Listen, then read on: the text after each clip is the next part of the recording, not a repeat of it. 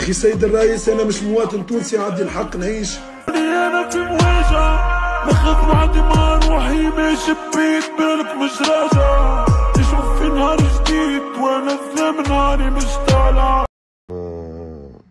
لازمنا نخرجوا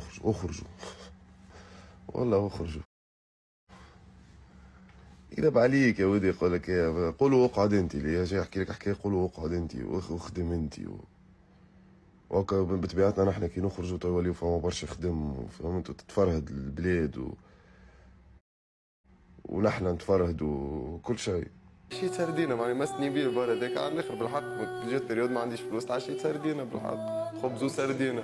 ونمشي على ساقاي ونطلع مع الفانيت في المترو انا وكاسترو، ونطلع مع الفانيت في الكار نقل، ونمشيو الكونسيرات على ساقينا، ونحب نطور ونحب معناها نبدل حياتي ونحسن من حياتي، فهمت؟